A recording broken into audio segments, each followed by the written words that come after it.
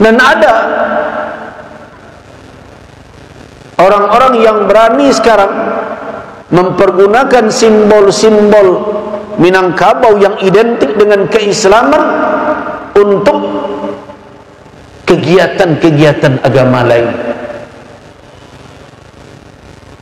Nah, sedangkan di satu sisi para dai, para ulama semakin cemas menyuarakan kebenaran karena sudah ada indoktrinasi menentang realitas seperti itu. Itu berarti kalau ada yang ingin meluruskan, berarti itu orang yang berpikiran radikal, tidak moderat. Sekarang zamannya moderasi beragama sebagaimana yang disosialisasikan oleh kementerian. Inilah yang terjadi hari ini. Pertanyaan yang harus dijawab hari ini, mau dibawa kemana lagi umat ini?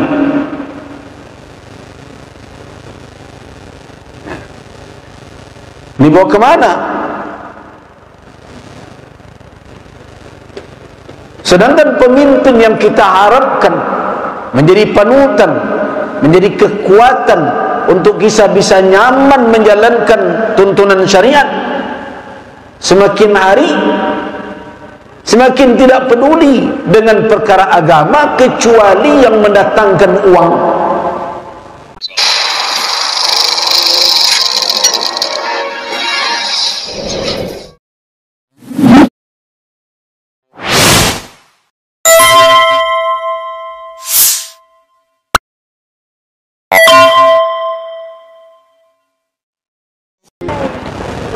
Assalamualaikum warahmatullahi wabarakatuh.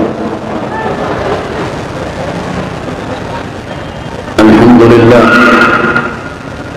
alladhi arsala rasulahu hadiyan ila siratihil mustaqim. Ashhadu an la ilaha illallah wa ashhadu anna Muhammadar Rasulullah. Allahumma salli wa sallim على عبدك ورسولك وحبيبك محمد وعلى آله وأصحابه والتابعين وتابع التابعين ومن تبعهم بإحسان إلى يوم الدين. أما بعد، عباد الله، قال الله تبارك وتعالى في كتابه الكريم: أتلوه عليكم فاستمعوا أيها الناس تلاوته. أعوذ بالله من الشيطان الرجيم.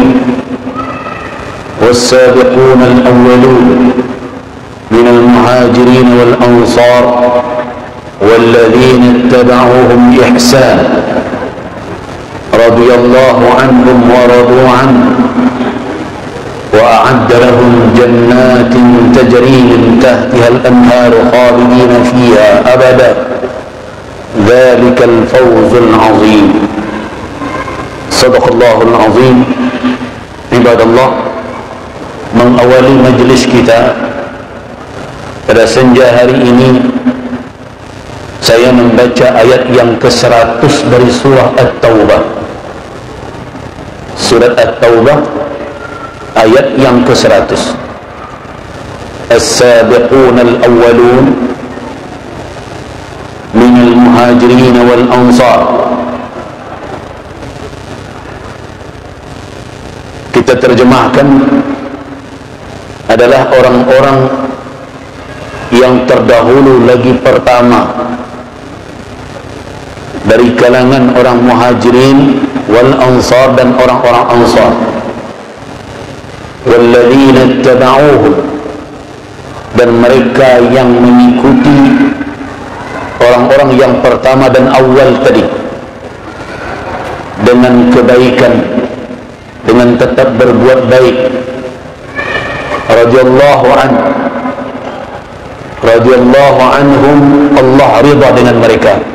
Mereka ini maksud ada 3 kelompok Yang pertama adalah as-sabiqun al-awwalun minal muhajirin, orang yang pendahulu dan awal dari kalangan muhajirin. Yang kedua as-sabiqun al-awwalun minal ansar, orang-orang yang pendahulu dan awal dari kalangan ansar. Dan yang ketiga alladzina tabauhum bi ihsan, mereka orang-orang yang mengikuti mereka dengan ihsan. Nah, awak masuk kelompok nama dan mungkin masuk yang ketiga.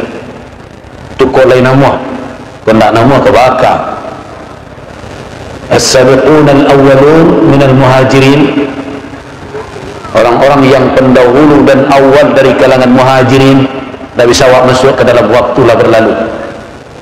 As-sabiqun al-awwalun minal ansar, orang-orang pendahulu dan awal dari kalangan ansar. Awak tak bisa masuk ke dalam. Tetapi kelompok yang ketiga alladzina tabauhum bi ihsan, dan orang-orang yang mengikuti mereka. Mereka yang dua kelompok tadi mengikuti apa? Mengikuti dengan ihsan, dengan konsisten berbuat kebaikan, terus berbuat ihsan dalam segala hal, sebagaimana dua kelompok tersebut. Nah, tiga kelompok secara keseluruhan itu, apa kata Allah? Radhiyallahu anhum, Allah redha dengan mereka, wa radu'an, dan mereka yang tiga kelompok tadi juga redha dengan Allah Subhanahu wa taala. Wa a'adda lahum, dan Allah siapkan untuk mereka ketiga-tiga kelompok itu jannatin tajri min tahtiha al-anhar, surga yang mengalir di bawahnya sungai-sungai, khalidina fiha abada, mereka kekal di dalam surga itu selamanya. Dzalikal fawzul azim, itulah kemenangan yang sangat besar. Nah, kenapa ayat ini yang kita jadikan titik tolak kajian kita senja ini? Kalau kita hitung perjalanan bulan Muharram yang saat ini kita tahu adalah bulan pertama dari penanggalan tahun Qamariyah atau tahun Hijriyah, terasa atau tidak terasa sudah hampir setengah bulan berlalu. Kalau hari Sabtu kemarin tanggal 10-nya, maka 11-nya Ahad, 12-nya Senin, 13-nya Selasa, dan sekarang sudah 14 Muharram. Besok sudah yang ke-15. Banyak orang mengatakan bahwa perputaran waktu semakin terasa cepat. Apakah ini yang dimaksud sebagai tanda akhir zaman, taqarubus sa'ah, waktu terasa dekat dan cepat berlalu? Jawabannya ada kemungkinannya demikian. Kenapa? Karena memang kiamat sudah sangat dekat, sebagaimana yang dikatakan oleh Nabi sallallahu alaihi wasallam. Tapi saya tidak termasuk yang berani memperkirakan tahun berapanya, karena sebagian orang ada yang mengatakan hanya sekian ratus tahun umur umat ini, hanya sekian lagi. Saya termasuk yang tidak punya keberanian itu. Kenapa? Karena saya membaca dari berbagai riwayat dari Nabi. Ketika Nabi ditanya tentang kapan kiamat tiba, tidak ada beliau menjawab kapannya. Tidak ada Nabi menjawab. Nah, karena itu kita tidak termasuk kelompok yang tukang ramal kiamat. Tetapi kalau kiamat sudah datang, sudah tiba, dekat, sudah saatnya, atau sudah dekat kehadirannya, itu tidak bisa dibantah lagi. Karena beliau telah mengatakan, mu'istu wasa', aku diutus dengan kedatangan kiamat itu kahataini, bagaikan dua jemari ini, kata Nabi. Berarti sangatlah dekat. Tapi kapannya? Ilmu sa'ah indallah, di sisi Allah kapan terjadi. Tidak ada manusia yang punya ilmu tentang kapan akan terjadi. Tetapi Nabi SAW menunjukkan alamat. Alamat itu artinya tanda-tanda. Nah, di antara tanda-tandanya adalah taqarub as-sa'ah, az-zaman, waktu terasa cepat berlalu. Nah, tanpa terasa oleh sebagian dari kita, sudah pertengahan bulan Muharram 1447 Hijriah. Nah, sekarang apa yang bisa kita petik? Apa pelajaran yang bisa kita ambil dari tibanya bulan Muharram yang kita kenal sebagai bulan pertama dari tahun Hijriah itu? Apakah pelajaran itu masih tinggal setelah 15 hari berlalu? Atau jangan-jangan seperti seremonial lainnya, pelajaran itu hanya menjadi narasi di dalam ceramah-ceramah ketika kita melakukan berbagai perayaan hari besar Islam. Maulid Nabi oleh sebagian orang yang mengadakan kegiatan misalnya bertujuan untuk semakin memperkenalkan kepada kita Rasulullah, supaya bertumbuh dan bertambah rasa cinta kepada beliau. Benarkah itu? Jawab dengan jujur. Jangan-jangan cerita cinta kepada Nabi, perkara siapa Nabi, hanya hadir dalam kegiatan seremonial itu saja. Nuzul Quran sibuk di mana-mana, mulai dari tingkat kelurahan, desa, nagari sampai ke tingkat negara, merayakan. Ketika ditanya, bukankah dahulu Rasul tidak merayakan? Ya, tetapi ini bid'ah hasanah. Hasanahnya di mana? Hasanahnya adalah untuk meningkatkan kecintaan kepada Al-Quran, ketundukan kepada Al-Quran, semangat mendalami Al-Quran, semangat untuk menjalankan petunjuk Al-Quran. Itu hasanahnya. Tapi ketika ditanya, betulkah itu wujud? Atau jangan-jangan Al-Quran hanya hadir di malam 17 Ramadan itu saja? Ketika Isra dan Mi'raj diperingati, ketika dikatakan, bukankah dahulu para sahabat Nabi tidak menjadikan malam ini sebagai suatu peringatan dan perayaan? Jawaban orang mereka, ya, tetapi kita perlu. Ini bid'ah hasanah. Kita tanya, hasanahnya di mana? Supaya semangat kita untuk beribadah, menegakkan salat semakin meningkat. Kecintaan kita kepada ibadah yang jadi tiang agama ini bertambah. Pemahaman kita tentang ibadah awal yang dihisap kelak ini semakin mendalam. Itu hasanahnya. Ketika ditanya serius, betulkah bertambah? Betulkah mendalam? Nah, pertanyaan-pertanyaan seperti itu cenderung hanya menjadi pertanyaan yang sulit dijawab. Kenapa? Karena banyak orang hari ini, mulai dari tingkat masyarakat badarai, umat yang dalam kategori awam, sampai kepada ulama dan fuqaha, cenderung ya melihat sikap keberagamaan dan kesolehan itu kalau aktif terlibat dalam perayaan-perayaan itu. Jadi kalau ada penguasa rajin datang cara perayaan itu, itu religius, itu hebat. Nah, kalau ada tokoh yang rajin hadir dalam acara-acara seremonial seperti itu dianggap tokoh saleh, orang dekat dengan agama. Tetapi ketika kita bertanya lebih jauh, apakah nilai-nilai yang hadir dalam perayaan-perayaan seperti itu terwujud di dalam kebijakannya, di dalam sikap dan perilakunya, di dalam pergaulannya? Sulit untuk menjawab.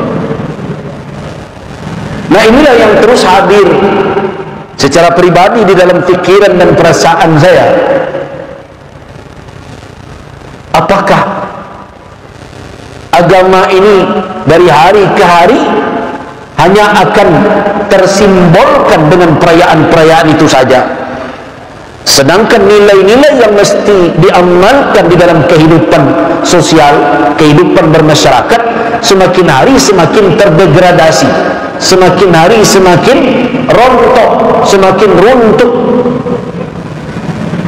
Kita lihat di berbagai kota, orang-orang yang melakukan perbuatan kaum Sodom, mereka yang dahulu didakwahi oleh Nabi Lut, semakin menjadi-jadi. Baru-baru ini di salah satu kota di Sumatera Barat tertangkap orang yang berperilaku homo. Coba lihat, orang-orang yang bersikap dan perilaku seperti itu mendapat tempat, mendapat panggung. Mana Al-Quran mengajarkan begitu? Orang-orang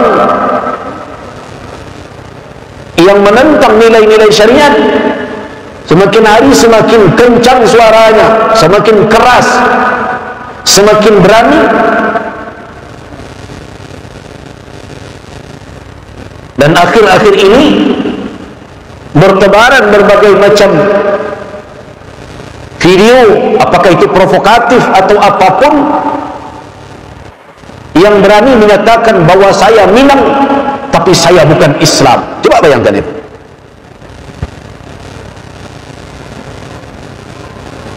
Dan ada orang-orang yang berani sekarang mempergunakan simbol-simbol Minangkabau yang identik dengan keislaman untuk kegiatan-kegiatan agama lain. Nah, sedangkan di satu sisi para dai, para ulama semakin cemas menyuarakan kebenaran karena sudah ada indoktrinasi menentang realita seperti itu. Itu berarti kalau ada yang ingin meluruskan, berarti itu orang yang berpikiran radikal, tidak moderat. Sekarang zamannya moderasi beragama, sebagaimana yang disosialisasikan oleh kementerian. Inilah yang terjadi hari ini. Pertanyaan yang harus dijawab hari ini, mau dibawa kemana lagi umat ini? Dibawa kemana? Sedangkan pemimpin yang kita harapkan menjadi panutan, menjadi kekuatan untuk bisa nyaman menjalankan tuntunan syariat, semakin hari semakin tidak peduli dengan perkara agama kecuali yang mendatangkan uang.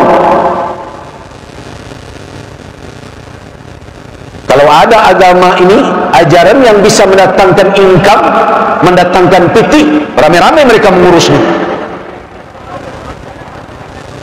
Tapi kalau urusan yang akan merusak ajaran agama, mereka tuntut, mari kita berlapang dada. Jadi kalau kamu datang labo, zakat, wakaf,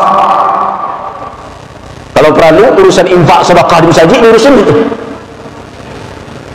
Haji, sertifikasi halal, itu mereka urus. Tapi keruntuhan iman, kemerosotan akhlak, apa kata mereka? Para ulama harus lebih aktif, dakwah harus terus. Nah, itulah yang terjadi hari ini. Nah, karena itu, mumpung masih dalam momen Muharram, saya ingin mengajak kita semua untuk merenungkan ulang kembali apa alasan sahabat tidak memakai penanggalan-penanggalan yang berlaku di zaman mereka. Jangan dikatakan tidak ada kalender di zaman mereka. Ada. Dua kerajaan besar. Di barat ada Romawi Timur yang berpusat di Konstantinopel, yang sekarang kita kenal dengan Istanbul. Ada Persia di wilayah timur, dua negara adidaya, mereka punya penanggalan tersendiri. Bahkan tentu suku-suku lain seperti Mesir, India, China dan berbagai macam, mereka punya penanggalan-penanggalan pula. Kenapa ketika umat Islam membutuhkan perhitungan tahun dan penanggalan tersendiri, mereka tidak mengambil apa yang telah berkembang di zaman itu? Sehingga akhirnya sekarang kita kenal dengan tahun Hijriah ini. Itu pertanyaan mendasar yang harus kita jawab, dan jawaban itu yang harus kita renung-renungkan di dalam hati kita. Kenapa?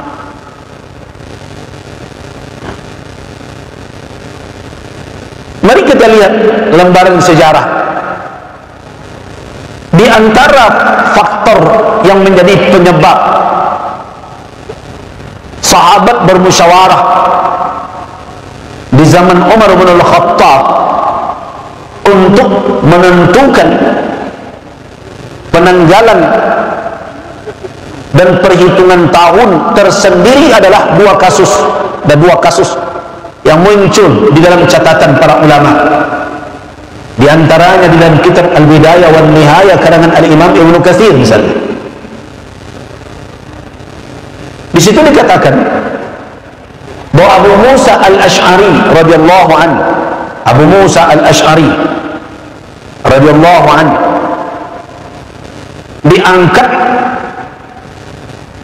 oleh Umar bin Al-Khattab radhiyallahu anhu yang ketika itu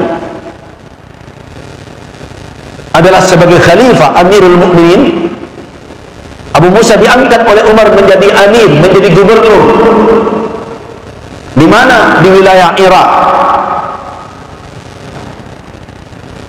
Kemudian Abu Musa berkirim surat kepada Umar yang bunyinya, qad ja'ana kutub, kitab atau surat-surat engkau telah datang kepada kami, namun kami tidak tahu apakah itu surat tahun lalu atau surat yang akan datang.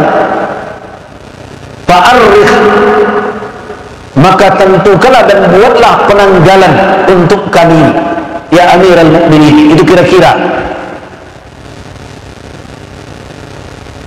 Kisah yang kedua, ada dua orang bertikai mengadu kepada Amirul Mukminin karena mereka berselisih tentang apa? Tentang akad yang telah sama-sama mereka perbuat. Akad itu tertulis telah berakhir di bulan Rajab, tetapi tidak tertulis tahun berapa, apakah Rajab tahun lalu atau Rajab tahun yang akan datang. Karena Rajab saja. Nah, dua kasus inilah yang akhirnya mendorong Amirul Mukminin Umar bin Al-Khattab radhiyallahu anhu menghimpun para sahabat, di antaranya adalah Ali bin Abi Thalib radhiyallahu anhu dan Utsman bin Affan radhiyallahu anhu. Untuk apa? Untuk menetapkan penanggalan bagi kaum muslimin, perhitungan tahun. Nah, mereka tidak ambil tahun miladiyah yang telah dipakai oleh kerajaan Romawi, tidak pula ambil tahun Persia yang telah dipakai oleh kerajaan Persia di Irak sana, di Irak dan Iran hari ini. Kenapa? Yang pertama, tentu Al-Quranul Karim telah menegaskan, yas'alunaka 'anil ahillah qul hiya mawaqitu lin-nasi wal hajj. Mereka bertanya kepada engkau Muhammad tentang bulan-bulan sabit itu, bulan-bulan sabit yang muncul setiap malam, yang berubah dari malam ke malam, itu untuk apa? Qul, jawab Muhammad, dia itu mawaqitu lin-nasi wal hajj, merupakan mawaqit, miqat, sebagai pedoman penetapan waktu bagi manusia dan untuk pelaksanaan ibadah haji. Dari samping itu, semangat yang tertanam di dalam hati sahabat sebagaimana yang terus dipesankan oleh Nabi, khaliful musyrikin. Khalif maknanya jangan kamu menjadi umat manusia yang hanya mengikut, tidak memiliki kepribadian yang tersendiri dan mandiri sehingga menjadi pengikut kaum musyrikin saja. Khalif, berbedalah dengan mereka. Semangat itulah yang tumbuh. Artinya apa? Para sahabat yang terdidik di tangan Nabi, as-sabiqun al-awwaluna minal ansar wal muhajirin, minal muhajirin wal ansar, itu mereka mempunyai kepribadian yang kuat, sahsiyah islamiyah, kepribadian islami yang mustaqillah, yang mandiri, bukan menjadi deo orang lain.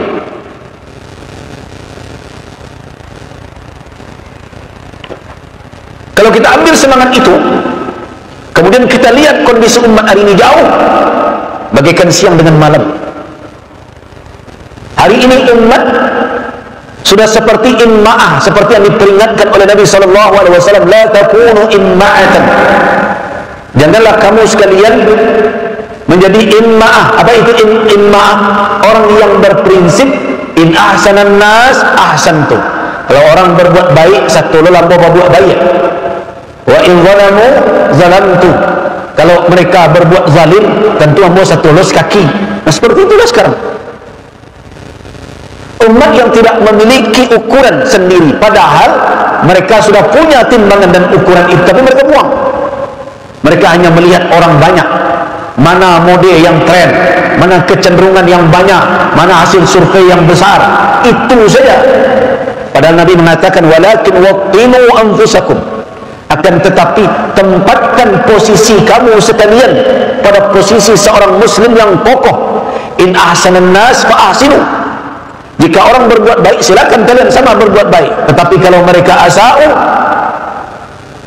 kalau mereka zalamu, berbuat zalim, berbuat kejahatan, fala tazlimu, jangan kalian ikut-ikutan pula.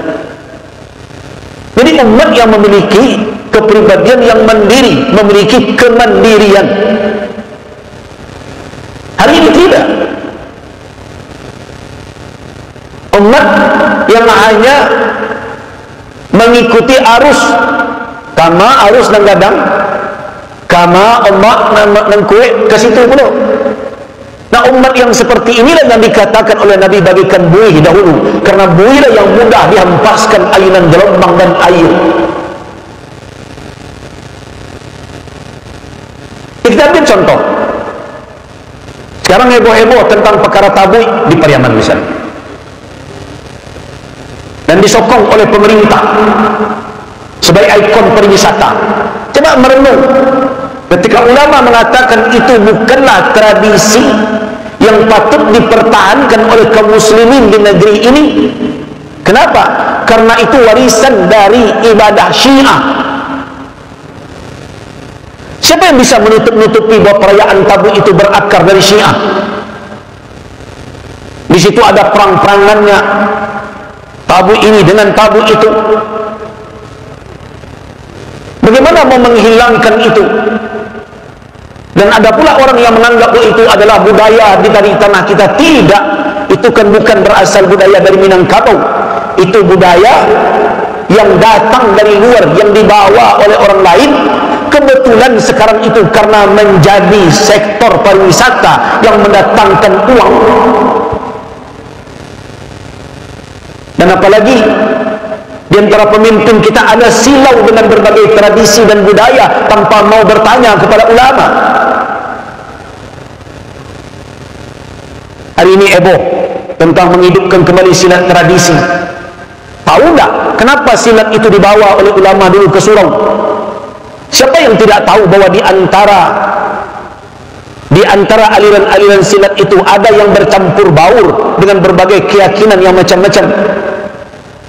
Makanya dulu dibawa ke Surau supaya ulama bisa mengawal dan masuk itu kesinan keyakinan-keyakinan khurafat, bacaan-bacaan yang bertolak belakang dengan nilai-nilai Islam. Tapi datanglah pemimpin hari ini dengan gagahnya tanpa mau berdialog dengan ulama atas nama budaya dan tradisi, bangga. Nah, inilah gaya pemimpin kita hari ini. Kalau ulama dianggap bisa menghambat keinginannya, dia akan tinggalkan.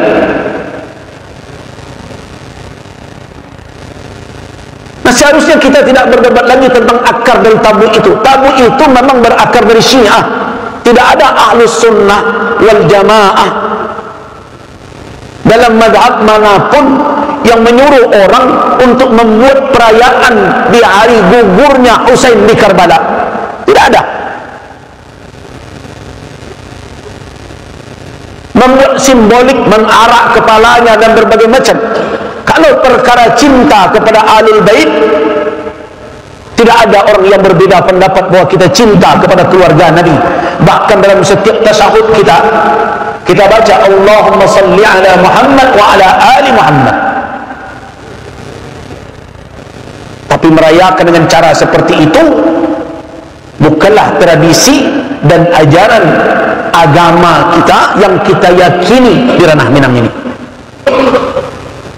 Nah, ketika ulama mengingatkan, jangan diteruskan hal yang seperti itu. Dan penuh sabar ulama menunggu agar sedikit demi sedikit itu semakin dijauhi. Tapi kemudian datang kekuasaan, datang perkara ekonomi, datang masalah keuangan, datang masalah ini, bangkitkan lagi. Kalau begini cara kita, tidak lama lagi budaya-budaya, tradisi-tradisi.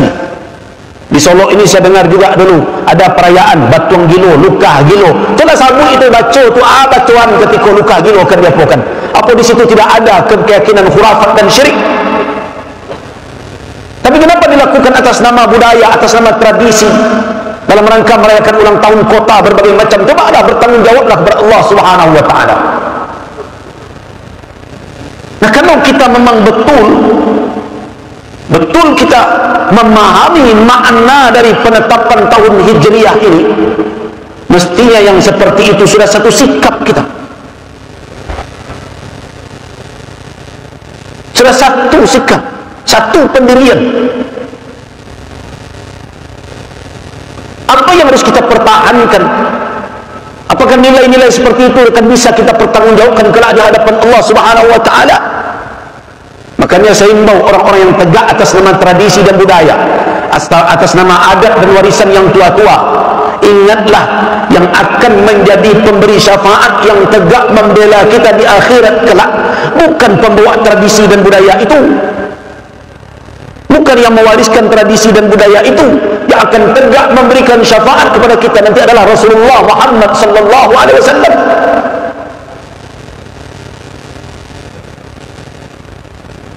Jadi semangat hijrah mana yang hadir dengan perayaan-perayaan tahun Hijriah itu?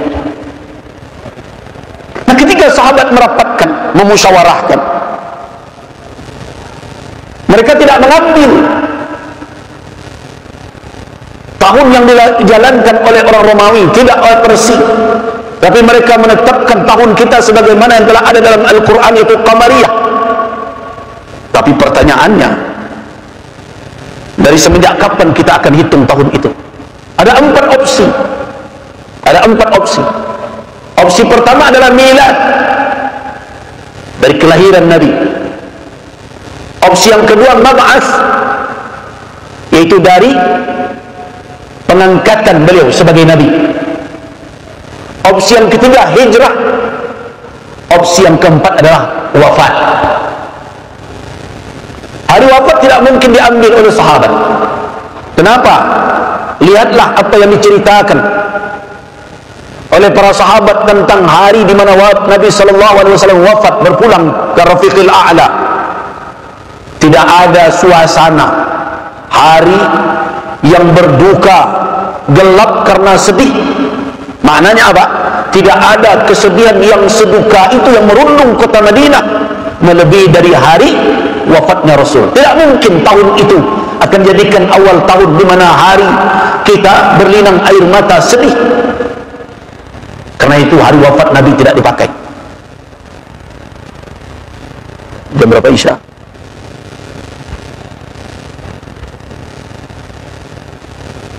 Belum ya?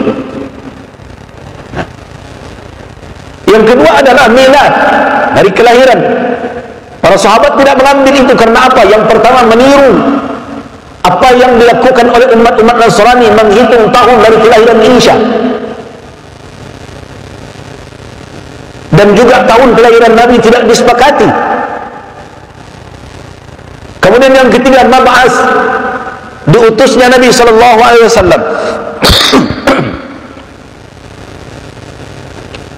Tahunnya juga tidak disepakati. Kenapa? Karena awal wahyu yang dilihat oleh Nabi SAW dan awal wahyu pertama yang beliau terima bukanlah suratul Alaq. Al-Quran pertama betul surah Al-Alaq, Iqra bismi rabbikal ladzi khalaq, 5 ayat. Tetapi wahyu pertama yang beliau terima adalah mimpi, ru'ya sadiqah, mimpi yang benar. Beliau melihat dalam mimpi itu cahaya memancar, kafalatus subhi, bagaikan fajar menyingsing. Itulah yang membuat beliau akhirnya senang untuk berkhalwat, untuk bersunyi diri, mencari tempat yang sunyi, tidak terganggu untuk bertafakkur, yang disebut bertahannus. Nah, karena itu akhirnya sahabat bersepakat untuk menjadikan hijrah. Nah, alasan yang paling tegas sebagaimana dinukilkan dari Umar bin Al-Khattab radhiyallahu anhu, bahwa alasan mengambil tahun hijrah karena kata Umar, dengan hijrahlah tufarriq, Allah Subhanahu wa taala menjadikan hijrah tufarriq, memisahkan antara hak dan batil. Memisahkan antara hak dan batil. Jadi artinya sebagai fa'al, sebagai suatu sikap optimis bahwa tahun-tahun awal, tahun penetapan itu diambil karena itu momentum terpisahnya antara hak dan batil. Benar-benar. Karena dengan hijrahlah umat Islam memiliki kemandirian di dalam kekuasaan, di dalam menata kehidupan, dalam kekuatan. Selama di Makkah, Rasulullah dengan kaum muslimin berada di bawah kekuasaan para tokoh-tokoh Quraisy kufar. Nah, hari ini bisa tidak menjadikan momentum itu? Awal hijrah ini, awal hijriah ini, kalau kita mengambil dari hijrah, ini hari kita bangkit, memilah dan memisah antara hak dan batil, sebagaimana dulu sahabat.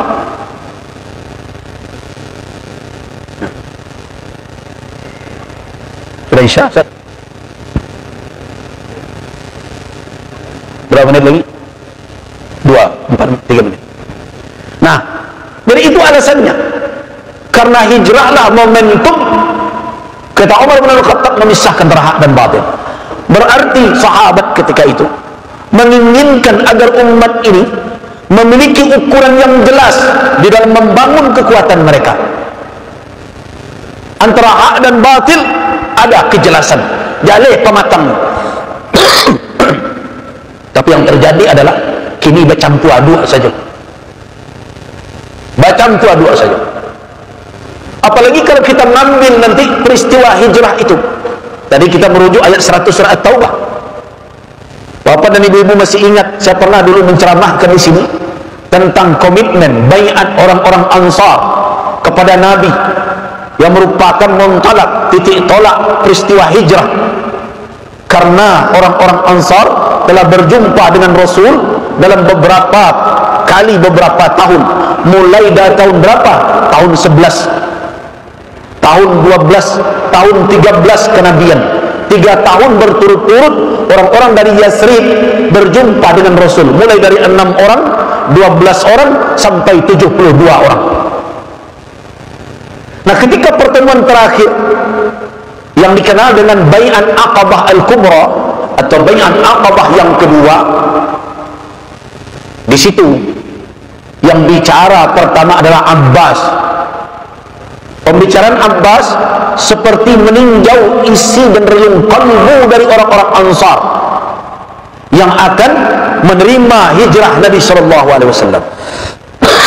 Apakah benar kalau bak kecil orang awak yolai pakai darah orang-orang Yasrib, orang-orang Madinah ikokoh membawa Nabi SAW?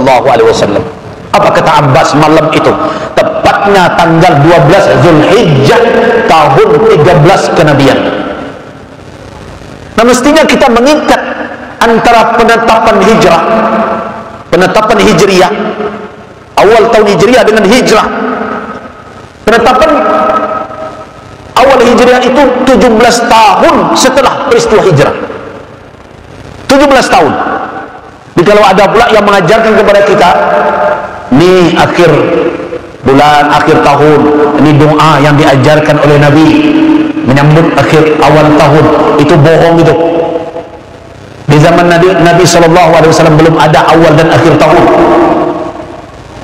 Kalau ada pula yang mengatakan siapa yang minum susu di malam hari akhir tahun, nak minum susu saja, tak perlu kait-kait dengan akhir tahun dan awal tahun. Oh, ini adalah tafaul, optimis, supaya kalau minum susu kita nanti akan putih pula setahun yang akan datang. Kalau makan makanan yang hijau-hijau, kan hijau subur sejak tahun yang akan datang. Nah, kalau kopi susu itu pakai jadinya. Ini hal-hal seperti itu tidak perlulah. Kena minum susu saja. Kau kena minum sayur, makan sayur saja. Mengkait-kaitkan dengan itu bukan teori fa'al, bukan teori fa'alun, ya, bukan tafaul yang disuruh cara-cara seperti itu. Tidak ada kaitan. Kalau mau berdoa, berdoa saja. Nah, sebelum kita azan, saya ingatkan kembali bahwa hijriah 17 tahun setelah peristiwa hijrah diambil oleh sahabat peristiwa hijrah, berarti mereka menginginkan perjalanan kita ke depan itu tidak merupakan peristiwa yang menjadi momentum untuk memisahkan antara hak dan batin. Dan pemisahan antara hak dan batin itu menjadi suatu butir baiat penting yang diikrarkan oleh kaum Ansar, as-sabiquna al-awwaluna minal Ansar. Nah, hari ini kenapa itu kita lupakan? Kita cukupkan hanya dengan sekedar seremonial dan membuat kegiatan perayaan seolah-olah dengan itu tugas dan amanah kita beragama selesai. Kalau begitu kita memahami cara beragama, lama-lama agama ini hanya akan menjadi simbol belaka. Kita cukupkan dahulu, nanti kita lanjutkan sedikit dengan baiat tadi. Billahi taufiq wal hidayah. Assalamualaikum warahmatullahi wabarakatuh.